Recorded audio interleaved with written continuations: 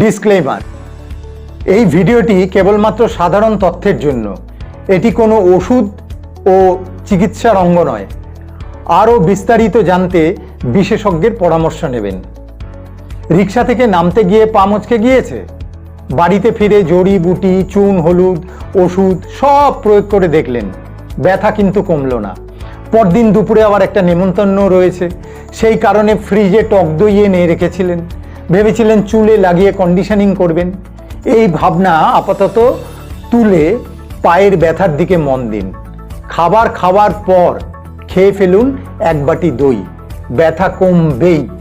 সাম্প্রতিককালের গবেষণা তাই বলছে।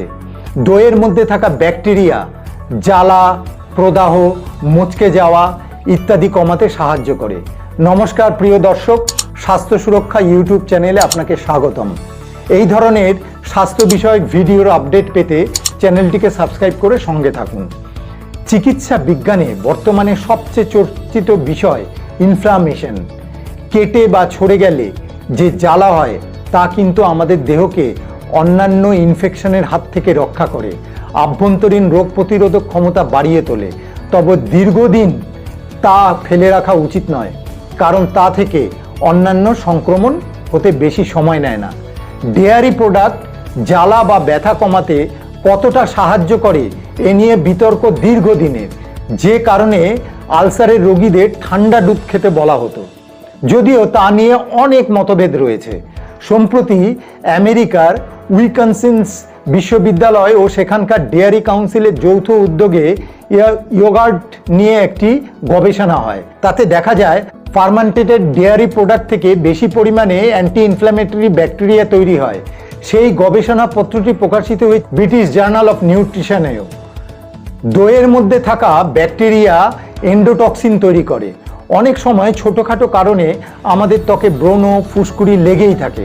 প্রতিদিনকার জীবনে চলতে গেলে ছোটোখাটো কাটাছেঁড়া লেগেই থাকে। সব সময় ওষুধ না লাগিয়ে দই লাগিয়ে নিতে পারেন। টক দই ক্ষতিকর ব্যাকটেরিয়াকে মেরে ফেলে এবং শরীরের উপকারী ব্যাকটেরিয়াকে বাড়িয়ে হজম শক্তিকে ঠিক রাখে।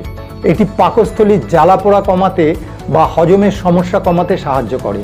টক দইয়ের প্রচুর ক্যালসিয়াম ও ভিটামিন ডি থাকার কারণে তা হাড় ও দাঁতের গঠনে মজবুত করতে সাহায্য করে।